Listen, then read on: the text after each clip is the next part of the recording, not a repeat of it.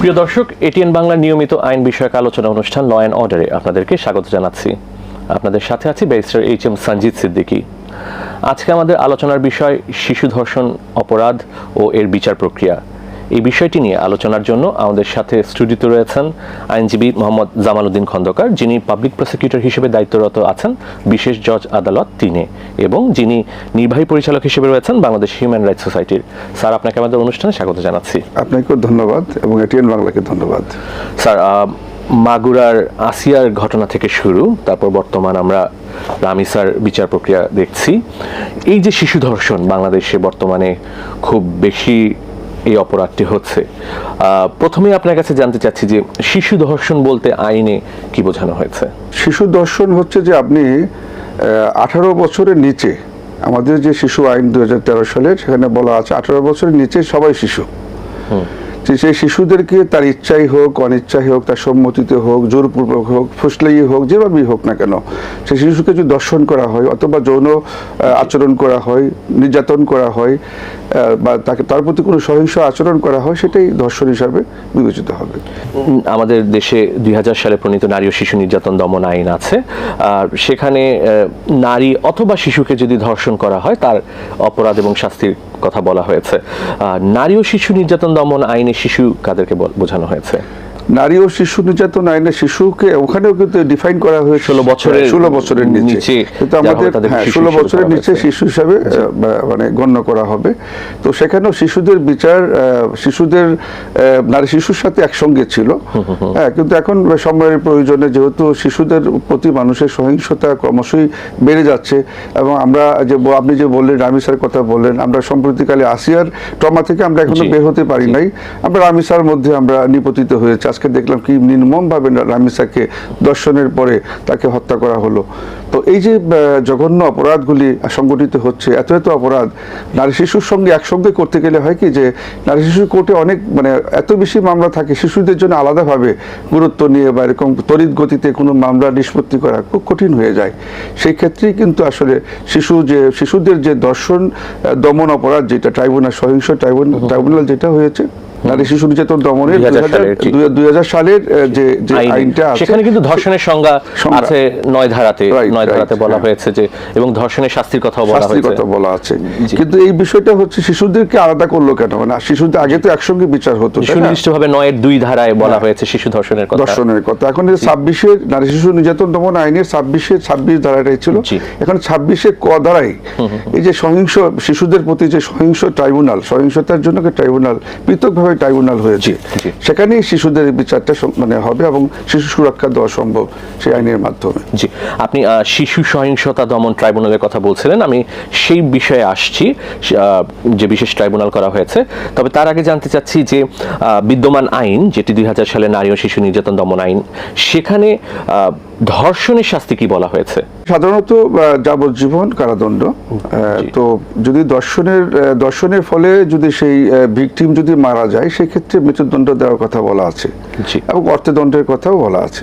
জি, আর বর্তমান সময়ে আইনটি সংশোধন করে আপনি যেটি বললেন যে শিশু ধর্ষণের জন্য আলাদা বিধান করা হয়েছে, বিশেষ করে 9-2-এ, যেখানে সর্বোচ্চ শাস্তি মৃত্যুদণ্ডের কথা বলা হয়েছে যদি কোনো শিশুকে ধর্ষণ করা হয়, বা ধর্ষণের ফলে তার যদি কোনোভাবে তার মৃত্যু সংঘটিত হয়, সেক্ষেত্রে মৃত্যুদণ্ড অথবা যাবজ্জীবনের শাস্তির কথা বলা হয়েছে। আমি আপনার কাছে জানতে চাচ্ছি যে, যেটি দ্বারা আমি আসলে অনুষ্ঠানটি শুরু করেছিলাম, যে শিশুদের প্রতি যে সহিংসতা, এই সহিংসতা বর্তমান সময়ে আমাদের সমাজে বৃদ্ধি পাওয়ার কারণ কি বলে আপনি মনে করেন? এখানে হয় কি যে অনেকগুলি বিষয় থাকে। শিশুদের প্রতি আসলে এই সহিংসতাটা আজকে নতুন নয়, এটা আসলে আমার মনে হয় যে এত ব্যাপক হয়তো ছিল না, কিন্তু ছিল। এর আগে অনেক আমরা এই যে কুসংস্কার থেকে বের হতে পারতাম না। শিশুরা নির্যাতিত হলে পরিবার থেকে এটা গোপন করা হতো।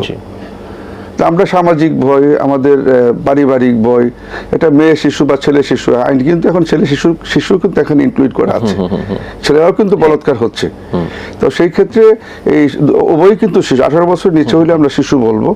তো এই আইনটা আসলে এই যে বিষয়টা আগে আমরা হাইড করা হতো, এখন এই যে বর্তমান সমাজে বর্তমান সময়ে আর কি মানুষ একটু সচেতন হয়েছে, আর মানুষ এই যে আপনি যে প্রশ্নটা করলেন যে এই শিশুদের প্রতি সহিংসতা বৃদ্ধি হওয়ার কারণ হচ্ছে যে আসলে আমাদের সামাজিক অবক্ষয়, আমি প্রথমত বলবো। দ্বিতীয়ত হচ্ছে যে আমাদের নজরদারি, পারিবারিক যেটা নজরদারি থাকে, একটা সময় ছিল যে পারিবারিকভাবেই মানে সন্তানের প্রতি যে নজরদারিটা ছিল, এখন কিন্তু সেটা নাই। আর এখন যে অনলাইনে যে আপনি অপব্যবহার করা হচ্ছে, আমরা যে অনলাইনের মাধ্যমে পরিচিত হচ্ছি, দেখা যায় খুব কম বয়সে অ্যাডাল্ট হয়ে যাচ্ছে এরা বিভিন্নভাবে, যে পর্নোগ্রাফি ছড়িয়ে পড়ছে সব জায়গায়। আমি সেটাই বলছি যে আমরা এটাকে অ্যাবিউজ করছি। এই যে অ্যাবিউজ করছে মানে আমরা ইউজ করি, কিন্তু এই যে আপনার অনলাইন ইউজ করে কিন্তু অনেকেই কিন্তু অনেক রিচ হচ্ছে, অনেক জ্ঞান গরিমা তাদেরকে সমৃদ্ধি করতে পারছে। আবার অনেকে এটাকে অ্যাবিউজ করে এদের মেধা মননশীলতাকে নষ্ট করছে, এবং তারা এই যে অন্যায়ের দিকে বা অপরাধের দিকে ধাবিত হচ্ছে। এটা কিন্তু একটা বিষয়। আরেকটা হচ্ছে যে আমাদের বিচারিক যে দীর্ঘসূত্রিতা, একটা মানুষ যদি যে এই যে মামলা করে যদি তাৎক্ষণিকভাবে এটা বিচারটা পেত, তাহলে কিন্তু মানুষ এই মামলার দিকে আসতো। কিন্তু এই যে এই কারণেই কিন্তু সহিংসতাটা বেড়ে যাচ্ছে, যে বিচার যখন হয় না, সুষ্ঠু বিচার যখন হয় না, আর বিচার যখন ডিলেট হয়, জাস্টিস কিন্তু তখন থাকে না। একটা মানুষের বিচারের প্রতি আস্থা নষ্ট হয়ে যায়, প্রমাণ নষ্ট হয়ে যায়, সাক্ষীরা আদালতে আসতে চায় না, সাক্ষী দিতে চায় না, এবং দেখা যায় যে একটা ঘটনার ভিকটিমের উপরে প্রেশার থাকে, আবুসের প্রেশার থাকে বিভিন্নভাবে, সামাজিকভাবে প্রেশার থাকে, টাকা পয়সার প্রলোভন থাকে, বিভিন্ন কারণেই কিন্তু এই অপরাধটা মানে আমরা যেহেতু দ্রুত যখন কোনো নিষ্পত্তি দিতে পারি না, তখনই কিন্তু অপরাধটা ব্যাপক আকারে ছড়িয়ে পড়ে। আপনি একটি যে বিষয় আপনার আলোচনায় আপনি বললেন যে পিতামাতাকে সচেতন হতে হবে, তার সন্তান কোথায় যাচ্ছে, তার শিশু সন্তান কোথায় যাচ্ছে, কার সাথে মিশছে, এই বিষয়টি আমি আপনার আলোচনায় পেয়েছি। কিন্তু যেটি হচ্ছে যে পিতামাতা, এখানে কি আসলে আপনি দায়িত্বটা কি রাষ্ট্রের উপর বর্তায় না, যে শিশুরা, কারণ আমরা রামিসার বেলায় যদি দেখি, রামিসা কিন্তু শুধু তার নিজের ঘরে পাশের যে প্রতিবেশী তাদের দ্বারাই ধর্ষণের শিকার হয়েছেন। কাজে এই যে একটি শিশুর নিরাপত্তা, এটি দেওয়ার দায়িত্ব তো রাষ্ট্রের। এখানে পিতামাতা সচেতন হলেও রাষ্ট্রে যদি আপনার আইন শৃঙ্খলা যদি যথাযথ না থাকে, রাষ্ট্র যদি প্রত্যেকটি শিশুর সুরক্ষা দিতে ব্যর্থ হয়, সেক্ষেত্রে কি আসলে শিশু ধর্ষণ নিয়ন্ত্রণ করা সম্ভব হবে বলে আপনি মনে করেন? মোটেও না। রাষ্ট্রের তো আমি মনে করি যে সবচেয়ে বড় ভূমিকা রাষ্ট্রের। নাগরিকের যে আপনাদের আমাদের নিরাপত্তা দেওয়ার যে সুরক্ষা দেওয়ার যে রাইট, সেটা রাষ্ট্রের প্রতি নাগরিকের অধিকার, সাংবিধানিক অধিকার। এবং আমাদের যে জাতিসংঘের যে মানবাধিকার সনদেও কিন্তু শিশুর সুরক্ষার কথা বলা হয়েছে। তো সেখানে আপনি দেখবেন যে আপনি যে কথাটা বললেন যে পারিবারিক যে নজরদারি বিষয়টা বললেন, আমি মনে করি পরিবারের কিন্তু একটা বড় বিরাট বিষয়। রামিসা যখন ঘর থেকে বের হয়ে গেল, আমরা যতটুকু জানি রামিসা বের হয়ে গেল ক্লাসের আগেই, তখন ঘর থেকে বের হয়ে গেল। তো রামিসাকে কিন্তু একটা সময় পর তাকে খোঁজাখুঁজি করা হয়েছে। রামিসার মতো একটা মেয়ে, আমি বলবো যে সচেতনতার এই কারণেই বলবো যে রামিসার মতো একটা মেয়ে যখন আমার ঘর থেকে বের হয়ে আমার ফ্ল্যাটের মধ্যেই, আসলে তো ঢাকা শহরে তো আপনি জানেন একটা ফ্ল্যাটের সাথে আরেকটা ফ্ল্যাটের সেরকম কোনো সংযোগ থাকে না, যোগাযোগও থাকে না। আমার সামনের ফ্ল্যাটে কে বসবাস করে, অনেক সময় আমরা এত ব্যস্ত থাকি যে কারোর সাথে কারোর কোনো ইন্টিমেসি থাকে না, আমরা ইন্টিমেট হই না বিভিন্ন কারণেই, বা হওয়ার সুযোগ পাই না। রামিসা যে এখানে প্রায় আধা ঘন্টার মতো সময় বাসায় ছিল না, সেই সময়টা সে কোথায় ছিল, তার মতো একটা বাচ্চা মেয়ে, সেটা কিন্তু পরিবারের নজরদারি থাকলে, আসলে পরিবারের নজরদারির বিষয়টা রামিসার বোন আছে একজন, আর রামিসার বাবা তো বাসায় ছিল না তখন, মা বোধহয় নিচে গিয়েছিল কি কাজে। তো আমরা এটা বলবো যে আমাদের পরিবার যে ভেঙে যাচ্ছে, এটা পরিবার যে অনেক দরকার, অনেক বড় প্রয়োজন। আমাদের যে পারিবারিক যে বন্ধনটা আগের মতো নাই। একজন শিশু তো অবাধে বিচরণ করার অধিকার রাখে, তিনি যেখানে যাবেন তিনি খেলাধুলা করতে পারবেন, নির্দ্বিধায় যেখানে তার মতো বিচরণ করতে পারবেন। কিন্তু এখানে কি শুধু পিতামাতার যে দায় সারা ভাব, সেটিকে আপনি না, সেটাও আমি বলবো না যে আপনি যে কথা বলছেন না, এটা অ্যাবসলিউটলি একটা মানে কি বলবো যে সুষম রাষ্ট্র যেটাকে বলে, আদর্শ রাষ্ট্রের যে কথা বলছেন, যে আইনের যে আমাদের শাসন প্রতিষ্ঠা করা, শাসন করা, নিরাপত্তা নিশ্চিত করা, তো সেভাবে হয় কি আমরা এখনো, আমি বলবো যে এখনো আমরা সেই পর্যায়ে যেতে পারিনি। যে আমাদের পার্শ্ববর্তী দেশ, আমরা থাইল্যান্ড বলেন বা পার্শ্ববর্তী নেপাল বল, বিভিন্ন ওখানে রাত্রে 10টা নাই, রাত 2টার সময় একটা মেয়ে কিন্তু ঘুরে বেড়াইলে তার নিরাপদ। তার কিন্তু আমি দেখেছি যে আমার পার্শ্ববর্তী দেশেই থাইল্যান্ডে রাত 3টার সময় মেয়েরা ঘুরে বেড়াচ্ছে। এদের যে স্বাধীনতা, অবাধ স্বাধীনতা, এখানে কেউ একটা হেলেও বলছে না থাকে। মানে এই যে নিরাপত্তাটা, আমরা কিন্তু এখনো ওই পর্যায়ে পৌঁছতে পারি না। যদি আমরা মুসলিম দেশ, আমরা বলি যে আমরা মুসলমান বা আমাদের সংস্কার বেশি, কিন্তু কথা হচ্ছে যে নিরাপত্তাকে রাষ্ট্রকেই দিতে হবে, রাষ্ট্রই দিবে।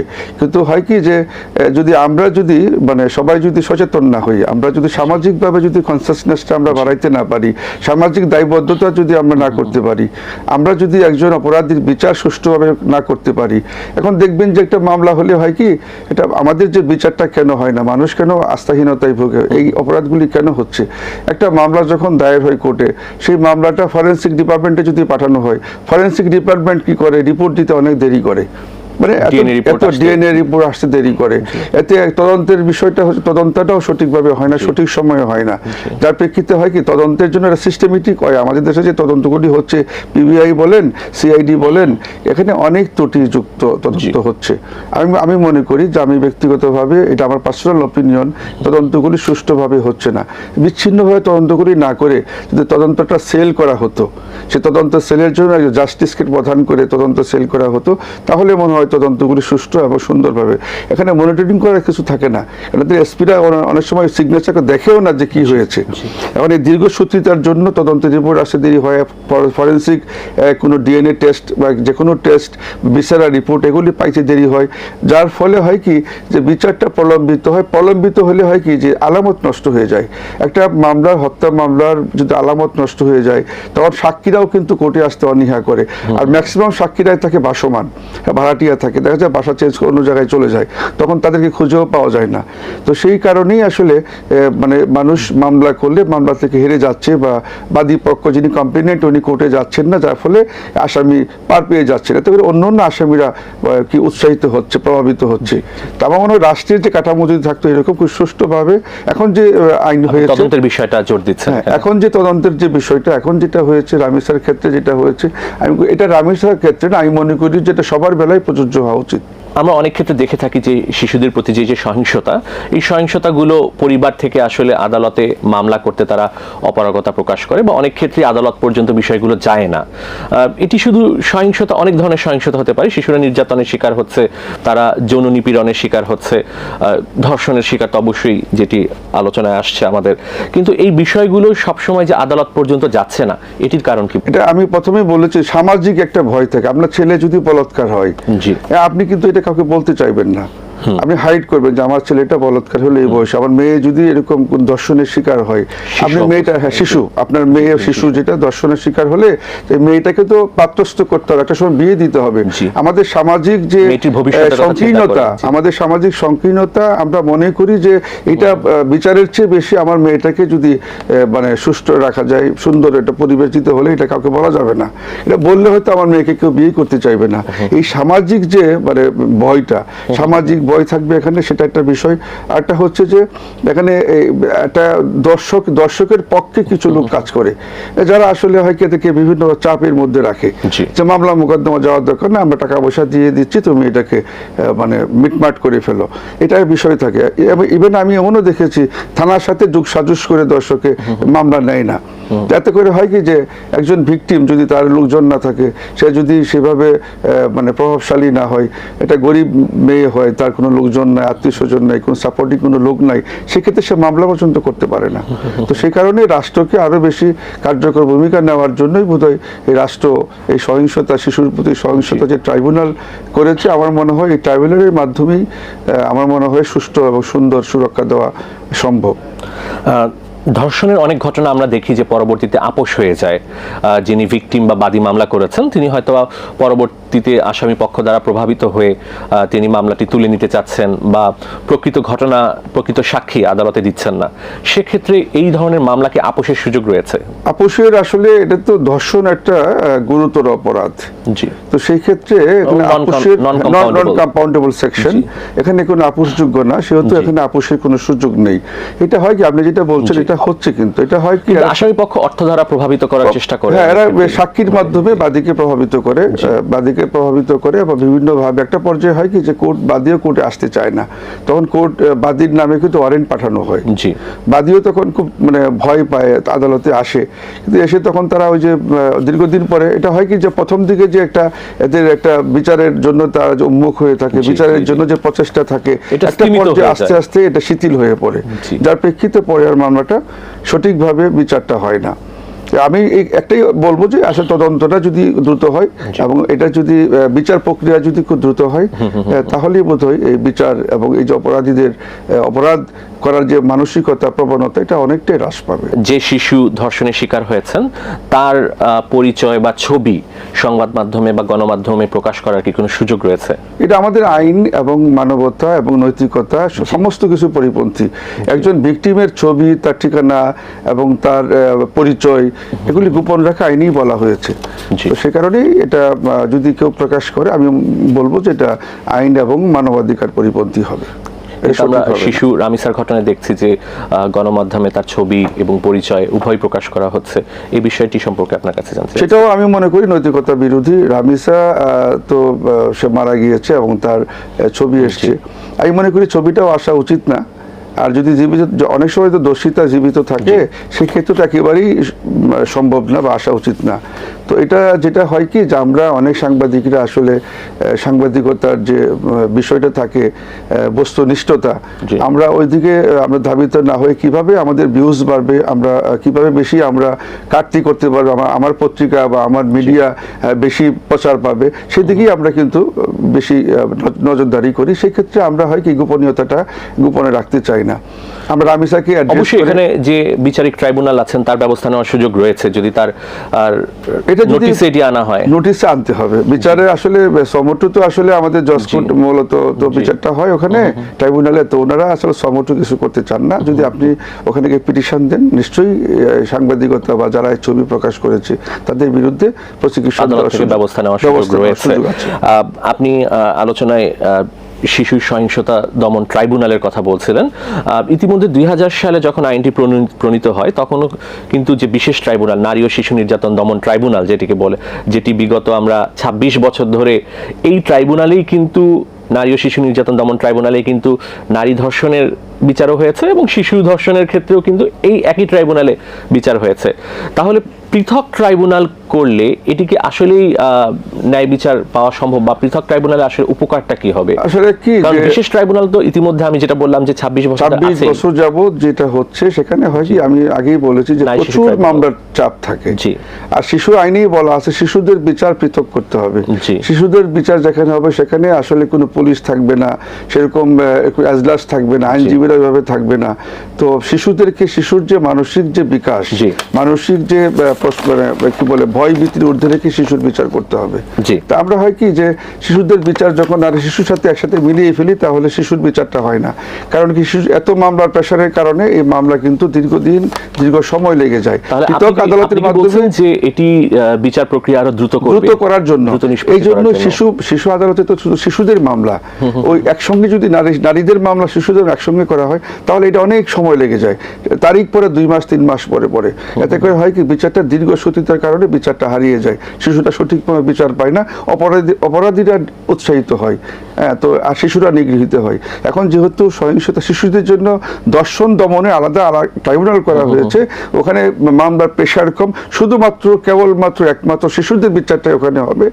সেই ক্ষেত্রে দ্রুততম সময়ে বিচারক সেই বিচারটা করতে পারবে, এদের হাতে অন্য কোনো কাজ না, শুধু শিশুর বিচার হবে।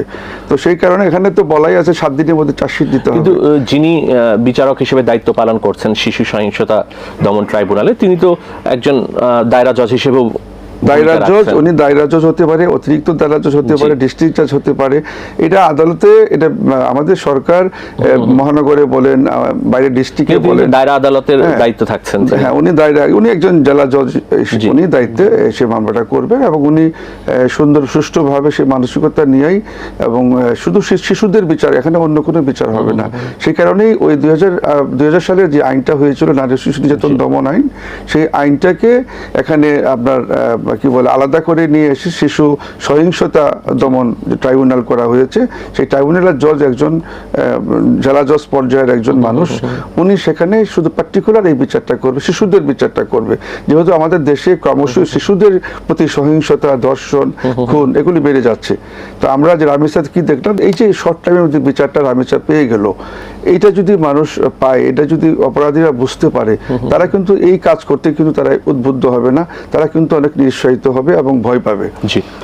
আমরা চাই, আমরা আজকে এই আলোচনার মাধ্যমে আমরা এই মেসেজটা দিতে চাই যে এই বিচারটা খুব সংক্ষিপ্ত সময়ে যদি হয় তাহলে অপরাধ অনেকাংশে দমন হবে এবং শিশুর সুরক্ষা হবে এবং এটি দৃষ্টান্ত হিসেবে থেকে যাবে। জি, আপনি দ্রুত বিচার নিষ্পত্তির কথা বলছিলেন। আমরা রামিসার মামলায় দেখলাম যে ঘটনার 19 দিনের মধ্যে আমরা বিচার প্রক্রিয়া শেষ হয়েছে এবং আমরা দেখেছি যে এই মামলায় প্রায় 14 কার্য দিবসের মধ্যে সম্পূর্ণ চার্জ গঠন থেকে শুরু করে সাক্ষ্য গ্রহণ, আর্গুমেন্ট, যুক্তিতর্ক সবকিছু শেষ হয়েছে। এই যে 14 দিনের মধ্যে নিষ্পত্তি করা হলো, এখানে আপনি মনে করেন যে এটি আসলে একটি স্বাভাবিক প্রক্রিয়া হওয়া উচিত ট্রাইব্যুনালের, নাকি এটিকে আপনি একটি ব্যতিক্রম হিসেবে দেখবেন? আমি মনে করি যে ব্যতিক্রম না। আসলে হয় কি যে যিনি অপরাধী, কারণ আমাদের বিচারিক ইতিহাসে, বিচার বিভাগের ইতিহাসে এত দ্রুত মামলা নিষ্পত্তির ঘটনা আমার মনে হয় খুব বিরল। কাজে এটা কি আপনি কি একটু ব্যতিক্রমী হিসেবে দেখবেন? সরকার থেকে উদ্যোগ নেওয়া হয়েছে বলে এটি হয়েছে। ব্যতিক্রমটাকে আমরা যদি এটা এভাবে বলি যে ব্যতিক্রমটাকে আমরা স্বাভাবিক নিয়ম করে ফেলতে পারলে আমার মনে হয় যে বিচারটা আরো বেশি মানে মানুষের যে আস্থার জায়গাটা আরো বেড়ে যাবে। কারণ কি যে তদন্ত কার্য যদি বিলম্বিত হয়, প্রলম্বিত হয়, জাস্টিস ডিলে জাস্টিস ডিনাই, যে কথাটা প্রচলিত আছে, সেটাই কিন্তু আমি আজকে বলবো যে রামিসার ব্যাপারে যে বিষয়টা হয়েছে এটা ব্যতিক্রম না করে এটাকে স্বাভাবিক একটা উপায় যদি করে, এভাবে যদি চলতে থাকে, আমার মনে হয় এই আমরা এখান থেকে অনেকটাই সুরক্ষা পাবে আমাদের শিশু। জি, আমি সর্বশেষ জানতে চাচ্ছি যে আপনি আলোচনায় ফরেনসিক এভিডেন্সের কথা বলছিলেন যে একটি ধর্ষণের মামলা অবশ্যই প্রমাণ করতে হলে ডাক্তারি পরীক্ষার রিপোর্ট প্রয়োজন এবং ডিএনএ রিপোর্টটা প্রয়োজন। আমরা এই ঘটনায় দেখলাম যে অতি দ্রুত ডাক্তারি পরীক্ষার রিপোর্ট এবং ডিএনএ অ্যানালাইসিস রিপোর্ট দুটিই পাওয়া গেছে, বাট স্বাভাবিকভাবে এই দুটি রিপোর্ট পেতে কয়েক মাস লেগে যায় আমরা দেখেছি। এখানে কি পরিবর্তন আনা সম্ভব? আসলে এটা হয় কি সদিচ্ছা। আমি মনে করি যে এখানে আমাদের মাননীয় প্রধানমন্ত্রী এই মামলা নিয়ে উনি নিজে উদ্বিগ্ন ছিলেন ও দেশবাসী উদ্বিগ্ন, আমরা উদ্বিগ্ন, আমরা যারা আইন এবং বিচার সবাই কিন্তু উদ্বিগ্ন। ডিএনএ রিপোর্ট দ্রুত করার ব্যবস্থা করার জন্য তাহলে টেকনোলজিক্যালি আমাদের আরো আমাদের ইমপ্রুভমেন্ট আছে, ইকুইপমেন্ট আছে, আসলে সদিচ্ছার অভাব ছিল। বা ডিএনএ ল্যাব বৃদ্ধির সুযোগ রয়েছে। হ্যাঁ, ল্যাব আমাদের আসলে এগুলি করতে অনেক সময় লাগে না, হয় কি আমরা ফেলে রাখি। এটা কোর্টের একটা আদেশ দেওয়ার পরে কোর্ট যদি বাইন্ডিংস দিয়ে দেয় যে এত দিনের মধ্যে এটা দিতে হবে, এই ল্যাব থেকে এটা দেওয়া কিন্তু একেবারেই ওরা কিন্তু দিতে বাধ্য। কিন্তু আমরা সব জায়গার মধ্যে একটু শিথিলতা থাকে, তো যার ফলে বিচারটা প্রলম্বিত হয়। তো এই রামেশের যে বিষয়টা যেভাবে হয়েছে, আমার মনে হয় যদি সবার সদিচ্ছায় সমান থাকে, তদন্তকারী কর্মকর্তা এত শর্ট টাইমের মধ্যে চার্জশিট দিয়েছে, একদিনে 15 জন সাক্ষ্য গ্রহণ হয়েছে, কিন্তু আমাদের আদালতে কখনো একদিনে 15 জন সাক্ষী নেওয়ার নজির নাই। যদিও আমি বিডিআর কোর্টে আমরা নিয়েছি, সেটা তো ব্যতিক্রম ছিল। হ্যাঁ, বিডিআরদের কোর্ট, সে বিডিআর বিদ্রোহ মামলায়। তো এখানে রামেসার ব্যাপারে যেটা হয়েছে, আমি মনে হয় এইভাবেই এই গতিতেই যদি শিশুদের বিষয়গুলি আমরা দেখি, আমরা যদি এই দায়িত্ব নিয়ে যদি এই কাজগুলি সবাই করি, কেন বাচ্চা শিশু কিন্তু আমার আছে, আপনার আছে, সবার আছে, শিশু সবার, এই রাষ্ট্রের। তো রাষ্ট্রের সম্পদকে সুরক্ষা দেওয়া হচ্ছে রাষ্ট্রের দায়িত্ব। সে কারণে সবাইকে সচেতন ভাবে এবং খুব মানে দায়িত্ব নিয়ে এই কাজ, সদিচ্ছা নিয়ে এবং নিজের মানবিক মূল্যবোধ থেকে এই কাজগুলি যদি করি, তাহলে এই অপরাধীরা অনেকাংশেই আমার মনে হয় এই অপরাধ থেকে তারা বিমুখ হবে। যে আমরাও আশা রাখতে পারি যে প্রত্যেকটি শিশু ধর্ষণের শিকার যে পরিবারগুলো আছে তারা ন্যায় বিচার পাক। স্যার, আমরা অনুষ্ঠানের শেষ পর্যায়ে চলে এসেছি। আপনাকে অনেক ধন্যবাদ স্টুডিওতে এসে আমাদেরকে সময় দেওয়ার জন্য। আপনাকে অনেক ধন্যবাদ এবং এটিএন পরিবারকে অনেক ধন্যবাদ আমাকে ইনভাইট করার জন্য। প্রিয় দর্শক, আমরা অনুষ্ঠানের শেষ পর্যায়ে চলে এসেছি। আপনাদের মূল্যবান মতামত বা পরামর্শ আমাদের কাছে চিঠি লিখে জানাতে পারেন এই ঠিকানায়। পরিচালক, law and order, ATN Bangla, ওয়াসা ভবন, 2য় তলা, 98 কাজী নজরুল ইসলাম অ্যাভিনিউ, কারণ বাজার, ঢাকা 1215। তাছাড়া আমাদের কাছে ইমেইল করতে পারেন l.orderatn@gmail.com। আগামী পর্বে আইনের নতুন কোনো বিষয় নিয়ে নতুন কোনো অতিথির সাথে আপনাদের সামনে উপস্থিত হচ্ছি। সে পর্যন্ত ভালো থাকুন। খোদা হাফেজ।